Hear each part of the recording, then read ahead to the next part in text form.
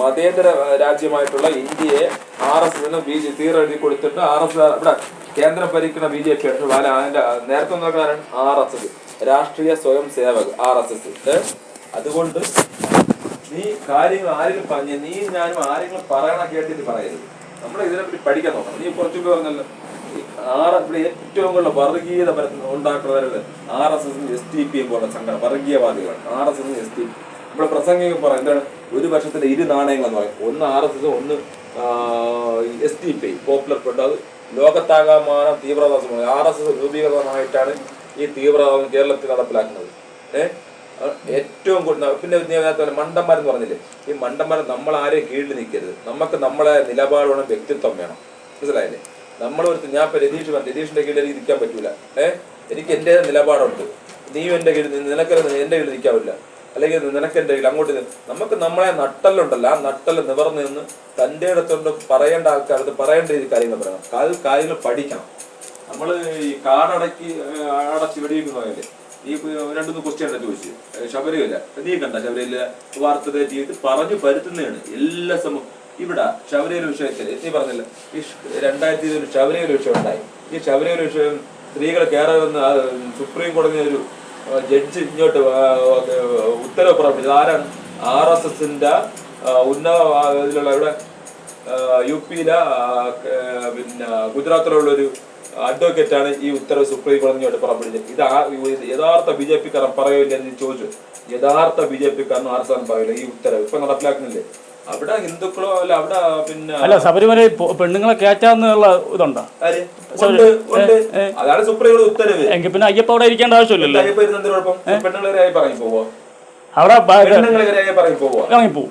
ഇപ്പൊ അയ്യപ്പ ഇല്ല അവിടെ. ഇപ്പൊ അയ്യപ്പ ഇല്ല അവിടെ. അയ്യപ്പനുണ്ട്. അയ്യപ്പ ടൂർ പോയിരിക്കുന്നുണ്ട്. നല്ല സീസണായി. ഇതൊക്കെ ജനങ്ങളെ പറ്റിക്കുക. നമ്മളെപ്പോലുള്ള ആൾക്കാർ ഞാൻ പറഞ്ഞതറിയുമോ?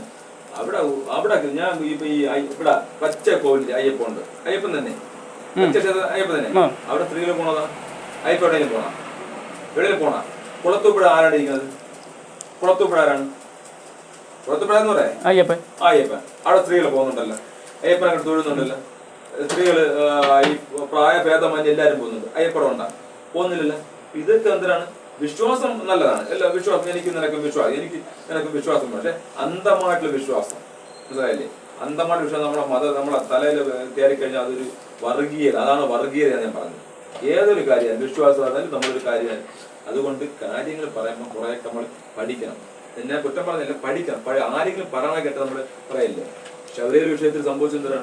ശബരിമല ഇവിടെ ഏറ്റവും ആദ്യം ശബരിമല വിഷയത്തില് ആദ്യം ഇവിടെ ഈ ഏത് കൊട്ടാരം മറ്റേ അവിടെ ശബരിമലയിരിക്കുന്ന ഏത് കൊട്ടാരം പറഞ്ഞാണ്?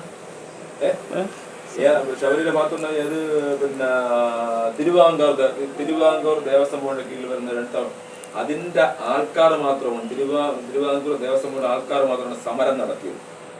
പിന്നെ അതിന്റെ മുതലെടുത്തത് RSS BJP. കാരണം ഇതൊരു രാഷ്ട്രീയ ആയുധമാക്കി ഇതിന്റെ പിറകില് അവരിറങ്ങി. പിന്നെ അവരിറങ്ങിയതിന് ശേഷം കലാപം ഉണ്ടാക്കി തുടങ്ങി. കലാപം, അടിയും പിടിയും അക്രമം ഇവിടെ. കാരണം അതിന്റെ ഇതൊക്കെ മേലെ കേന്ദ്രത്തിൽ നിന്ന് പറയുന്ന നിർദ്ദേശങ്ങളാണ് ഇവിടെ നടക്കാറുള്ളത്. അല്ലാതെ ഇവിടെ ഒരു പറയും നമുക്ക് ഞാനും നീ എല്ലാം ഒരു ഏക മത ദൈവ വിശ്വാസം ജീവിക്കണം. അങ്ങനെ പറയും. നിനക്ക് നിന്റെ വിശ്വാസം ഓക്കെ, എനിക്ക് എന്റെ വിശ്വാസം, ഇവനെന്റെ വിശ്വാസം, മുസ്ലിങ്ങൾക്ക് മുസ്ലിം. നമ്മളെ തമ്മിലടിച്ച് ഭിന്നിപ്പിച്ച് ഭരിക്കുക എന്നാണ് ബ്രിട്ടീഷുകാർ പണ്ട് ഇവിടെ നടപ്പിലാക്കി. ബ്രിട്ടീഷുകാർ നടപ്പിലാക്കിയ നയമാണ് ഇപ്പോൾ RSS BJP നടക്കാറ്. അല്ലെന്നുണ്ടെങ്കിൽ നിന്റെ ഏതെങ്കിലും BJP സ്ഥലത്തൊട്ടപ്പന്മാർ ചോദിച്ചു വേണം ഈ ഉത്തരവ് നീ ചോദിച്ചില്ല. ഉത്തരവുണ്ടാകും പെണ്ണുകളാണ്. ഉത്തരവുണ്ട്. ആരാ? സുപ്രീം കോടതിയിൽ നിന്ന് കൊണ്ടുവന്നു. ആര് കൊണ്ടുവന്നത്? RSS വനിതയാണ് ഇതിന്റെ കോടതി പോയി ഉത്തരവുണ്ട്. ആ ഉത്തരവ് പുറപ്പെടുവിച്ച ജഡ്ജി എന്ന് പറഞ്ഞാൽ അത് RSSന്റെ പ്രധാനപ്പെട്ട ആളാണ്. ഇവിടെ നിന്നല്ല, കേരളത്തിൽ നിന്നല്ല, പിന്നെ UP-യിലോ പിന്നെ അവിടെ എവിടെയാണ് ഇത് നടപ്പിലാക്കുന്ന. അവര് നമ്മളെ പോലെ പാവങ്ങളെ വെച്ചാണ്. ഇപ്പം ഇന്ത്യയുടെ രാഷ്ട്രപതി ആരാണ്? പട്ടികവർഗ വിഭാഗത്തിൽപ്പെട്ട മുറുമുറുമാണ്. ആ മുറുമുറു പട്ടികവർഗ വിഭാഗത്തിൽപ്പെട്ട. എന്തിനാണ് അവരെ രാഷ്ട്രപതിയാക്കിയ? എവിടെയെങ്കിലും ഈ ഇന്ത്യയുടെ പുതിയ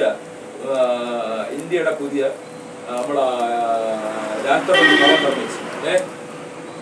അതായത് ഇന്ത്യൻ പാർലമെന്റ് പുതിയതായിട്ട് നിർമ്മിച്ചു. അവിടെ രാഷ്ട്രപതിക്ക് അവിടെ കയറാൻ പറ്റിയ ഈ രാഷ്ട്രപതി നിങ്ങളെ BJP തലതൊട്ടപ്പനായിട്ടുള്ള BJP കൊണ്ടുവന്ന ആളാണ് നമ്മുടെ രാഷ്ട്രപതി മുർമു. അവരെ ഈ പുതിയ പാർലമെന്റ് മന്ദിരത്തിൽ കയറ്റിയിട്ടുണ്ട് ഉദ്ഘാടനത്തിന്. ഇത്രയും ചിന്തിച്ചാൽ ഉദ്ഘാടനത്തിൽ കയറ്റിയിട്ടുണ്ട്. നമ്മൾ മണ്ടന്മാരെന്ന് പറഞ്ഞില്ലേ, മണ്ടന്മാർ നമ്മൾ ആവണമാണ്. നട്ടല് നിവർന്ന് നിൽക്കണം. ആരുടെടുത്തും ചങ്കുവെടുത്ത് പറയാനുള്ള കാര്യം പറയണം.